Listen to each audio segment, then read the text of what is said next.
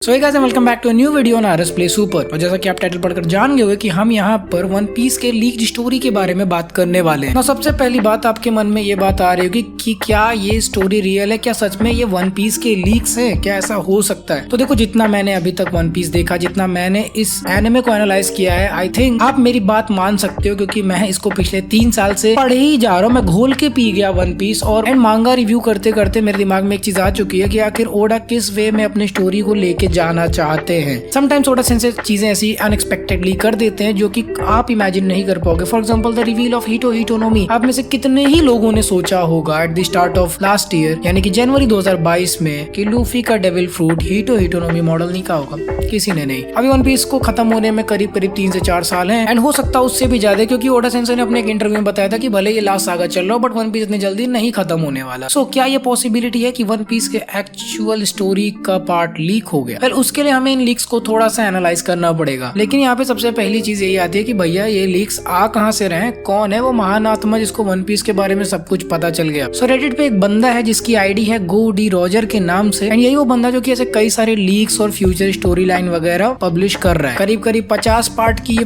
पूरी स्टोरी है जो कि इस बंदे ने बनाई है, और इन्हीं 50 पार्ट्स का एक समराइज्ड वर्जन था जो कि ट्विटर पे बहुत जल्दी फैलने लगा और सभी को लगा कि ये एक लीक्ड स्टोरी है। सबसे पहली बात, अगर आप लोग को ऐसा लग रहा है कि वन पीस की स्टोरी एक्चुअली में लीक होकर बाहर आ सकती है, तो ऐसा होने के चांसेस ना के बराबर है। देखो, वन पीस कोई छोटी मोटी फ्रेंचाइज नहीं है। वन पीस एक बहुत ही बड़ा पार्ट ऑफ एंटरटेनमेंट बन चुका है इस समय करंट एनिमे वर्ल्ड का। और वन पीस के इस फ्रेंचाइज में जितने भी लोगों का इन्वेस्टमेंट है, उन सभी को पता है कि ये पूरी की पूरी सीरीज इसी वजह से चल रही है क्योंकि एक बहुत बड़ा प्लॉट बिल्डअप किया गया है। किसी भी वे में वो लोग नहीं चाहेंगे कि किसी भी तरह से लीक हो। जहाँ तक मेरा और काफी सारे रेडिटर्स का मानना है, इवन पब्लिशर्स को भी नहीं पता कि एक्चुअली स्टोरी का एंड क्या है जब तक उस चैप्टर का प्योर ड्राफ्ट बन के पब्लिशिंग के लिए ना चला जाए। इवन ओडा के टीम मेंबर्स को भी नहीं पता है कि आखिर स्टोरी का एंड क्या होने वाला है। लेकिन ये पोस्ट और भी ज्यादा तूफान इसलिए पकड़ने लगा क्योंकि एक्चुअली में इस रेडिटर का जो अकाउंट है ना, वो बैन हो गया था। तो सभी को लग रहा था इसको एक्चुअली स्टोरी पता है, इसीलिए शायद इसको बैन करवा दिया गया। बट एक्चुअली में उसका रीजन ही अलग था। उस बंदे ने ये क्लेम किया था कि उसके पास लीक्स है और उसने अपने पोस्ट को स्पॉइलर की तरह मार्क ही नहीं किया था। इसी वजह से काफी सारे लोगों को स्टोरी स्पॉइल होने लगी और लोगों ने उसको रिपोर्ट किया, इसीलिए वो बंदा बैन हो गया। ऐसे काफी सारे रीजन है कि आप इन लीक्स पर बिलीव नहीं कर सकते, क्योंकि वन पीस की स्टोरी अपने आप में बहुत ही डायनामिकली आगे बढ़ती गई है। पहले ओडा ने प्लान किया था कि ये 5 साल में खत्म होगा, खत्म ही नहीं हुआ ये कभी। इसके अलावा ऐसी कई सारी चीजें जो कि ओडा ने through out the way plan किया, वो इस समय स्टोरी का एक बहुत मेन पार्ट बन गया। जैसे कि सुपरनोवास, वो बस इसीलिए आए थे स्टोरी में क्योंकि कैरेक्टर्स कम थे। इसके अलावा पहले भी पास्ट में एक ऐसा इवेंट हुआ था जो कि काफी ज्यादा पॉपुलर हो गया था कि एक लड़का था जो कि मरने वाला था, तो ओडा सेंसे ने जाके उसके कान में वो स्टोरी सुनाई और फिर उसने बोला One Piece is just beautiful. वो स्टोरी भी पूरी तरह से फेक है। इसलिए अगर ऐसा कोई भी लीक आता है तो आप 10 बार सोचो इन पे बिलीव करने से पहले। But still let's go through these leaks और देखते हैं कि आखिर ऐसा क्या है कि लोग इतने ज्यादा पागल होने लगे। तो इस लीक का जो फर्स्ट पॉइंट है, उसके अकॉर्डिंग फ्रांकी को कुमा का डेविल फ्रूट मिल जाएगा, यानी कि इसके अकॉर्डिंग कुमा मर जाएगा और डेविल फ्रूट ऑफ फ्रांकी, बोनी और लूफी, इनका यूज करके लूफी पास्ट में ट्रैवल करेगा 900 साल पहले, ताकि वो जॉय बॉय से मिल पाए। फ्रांकी को कुमा का फ्रूट मिलेगा या नहीं, ये बहुत ही ज्यादा सोचने वाली बात है। इस समय अगर कुमा मरेगा तो वो मरीन फोर्ट के आसपास में ही मरने वाला है, क्योंकि उसके ऊपर मरीन्स अटैक कर रहे हैं। और जैसा कि हमें डेविल फ्रूट्स के बारे में पता है, थोड़े बहुत डिटेल से पता है कि जब भी कोई यूजर मरता है तो उसका डेविल फ्रूट पास के किसी फ्रूट में रीइंकार्नेट हो जाता है। अभी मरी जॉयज में पूरी सिटी बसी हुई है, वहाँ पे कोई ना कोई फ्रूट होगा तो पॉसिबली वहाँ पे डेविल फ्रूट रीइंकार्नेट हो जाएगा, और इस केस में बहुत ही मुश्किल है कि वो डेविल फ्रूट वहाँ से बाहर निकल पाए।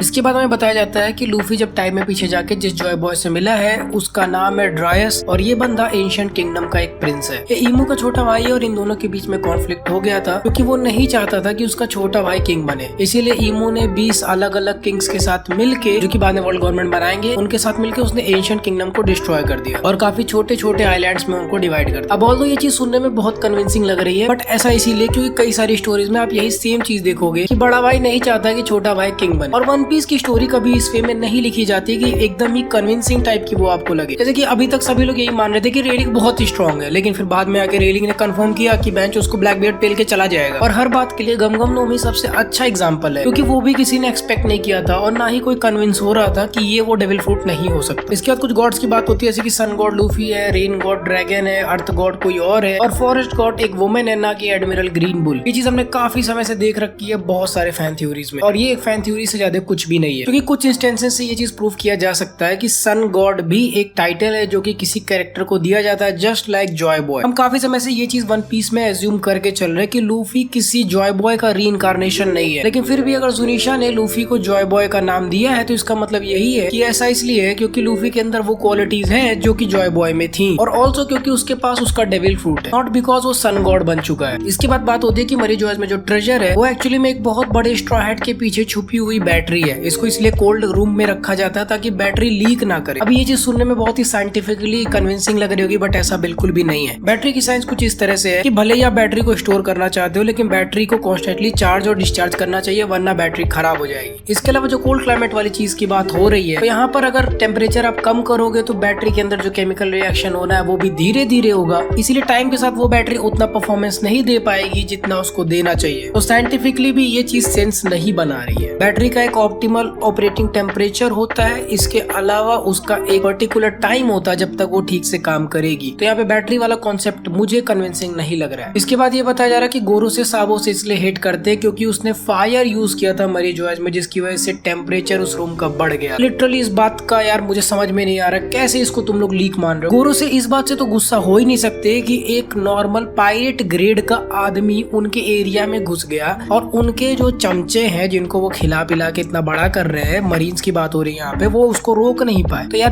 बुद्धि नहीं खराब हुई किसी भी बंदे की, इसलिए परेशान है क्योंकि उसने फायर यूज किया। और वो जो अकाइनू लगातार फायर यूज करता रहता है उसका क्या। इसके बाद आगे बताता है ये बंदा कि बहुत बड़ी फाइट होती है ब्लैक बियर्ड और शैंक्स में, जहाँ पे ब्लैक बियर्ड जिसको किंग ऑफ डीमंस कहा जा रहा है, ये डीमन वाला चूतिया पे से मैं मतलब फेड अप हो चुका हूँ, स्पेशली आफ्टर सीइंग टॉट म्यूजिका। जिन लोगों ने फिल्म रेड नहीं देखी है ना, नहीं देखी है तो मत देखो, वो थिएटर में देखने के लिए बनी थी। अब ये बोला जा रहा है कि black beard king of demon जाएगा वाहनों में ताकि उसको प्लूटोन चुरा ले। इसके बाद इसी बैटल की वजह से ब्लैक बियर्ड मरीन्स और समुराइज के बीच में फाइट होगी और मरीन्स दो भाग में टूट जाएंगे, जहाँ पे स्वॉर्ड्स वालों ने एक्चुअली में मरीन्स को धोखा दे दिया। अकाइनू मर जाएगा। Of all the possible marines पहले अकाइनू मरेगा, इसके बाद और भी कुछ बड़ा हो जाएगा, जैसे कि सारे के सारे डेविल फ्रूट की पावर्स खत्म हो जाएंगी और अंत में लूफी बस स्विम करेगा और वो डेविल फ्रूट की एबिलिटीज नहीं यूज कर पाएगा। अब इस बात का क्या सेंस बनता है जरा बताओ। अगर वन पीस के वर्ल्ड में आगे चल के ओडा सेंसे को पावर सिस्टम ही खत्म करना तो उन्होंने हाकी क्यों इंट्रोड्यूस किया। हाकी का डेविल फ्रूट से कोई लेना देना ही नहीं है ना, वो तो कोई भी बंदा तब भी यूज करता रहेगा, तब भी लोग भिड़ते रहेंगे एक दूसरे से। तो इस बात का भी कोई सेंस नहीं बन रहा है। पावर सिस्टम नहीं खत्म होने वाली, वो एक लिनिएज फैक्टर है, वो लोगों के जीन्स में अभी लग चुका है। पावर रेंजर्स नहीं चल रहा है यहाँ पे किसी के मॉर्फ करने का टेक्निक ही छीन लिया। इसके बाद वॉइस ऑफ ऑल थिंग्स के बारे में बात होती है कि कैसे voice of all things actually में डीएनए है, और यहाँ पे कुछ क्वेश्चंस को उठाया जाता है जिसके बेसिस पे ये चीज प्रूव करने की कोशिश हो रही है कि क्यों मोमो जुनिशा से बात कर सकता है, क्यों जुनिशा और सी किंग्स को लूफी सुन सकता है, लूफी ने ही क्यों एंशिएंट रोबोट को खोजा है घेट में, और ड्रैगन ने लूफी को क्यों बचाया बगी से। ये सभी चीजें कनेक्टेड है लीनिएज फैक्टर से और इसी को वॉइस ऑफ ऑल थिंग्स कहते हैं। देखो वॉइस ऑफ ऑल थिंग्स को क्या बोलते हैं ये तो मुझे नहीं पता, और ड्रैगन ने लूफी को इसीलिए बचाया क्योंकि उसका बेटा लिटरली मरने वाला था। ठीक है, बहुत ही लॉजिकल चीज है ये। और अगर डीएनए से बात जोड़नी है तो भाई मोमोनोसुके भी सुन सकता है, रॉजर भी सुन सकता है और लूफी भी सुन सकता है। तो यानी कि जो रॉजर का परदादा होगा और जो लूफी का परदादा होगा और ओडेन का जो परदादा होगा, ये सभी लोग फिर आपस में भाई निकल जाएंगे। ऐसी भी तो थ्योरी बनाई जा सकती है इस बेसिस पे। फिलहाल के लिए अगर वॉइस ऑफ ऑल थिंग्स की बात मैं करूँ तो मैं उसे बहुत ही हाई लेवल का एक ऑब्जर्वेशन हाकी मानता हूँ, जो कि कुछ सिलेक्टेड इंडिविजुअल्स के पास ही है। और इसको थोड़ा सा रिलेट करने के लिए तुम एनेरू को एग्जांपल में ले लो, क्योंकि रॉबिन ने बोला था कि उसका डेविल फ्रूट एक इनविंसिबल कैटेगरी का डेविल फ्रूट है, जो कि पॉसिबली उसे हिस्ट्री से ही पता चला होगा। Let's assume that. तो इसका मतलब भी यही हो सकता है क्योंकि उसके पास वॉइस ऑफ ऑल थिंग्स है तो वो इन चीजों के ऊपर कंट्रोल कर सकता है। मे बी इसलिए उसे एक इनविंसिबल डेविल फ्रूट बोला जाता है। पॉसिबिलिटी बनाने को तो ऐसे भी बन सकती है, and this one makes a lot of sense, जो कि एक्चुअली में वन पीस के वर्ल्ड में फिट हो रही है।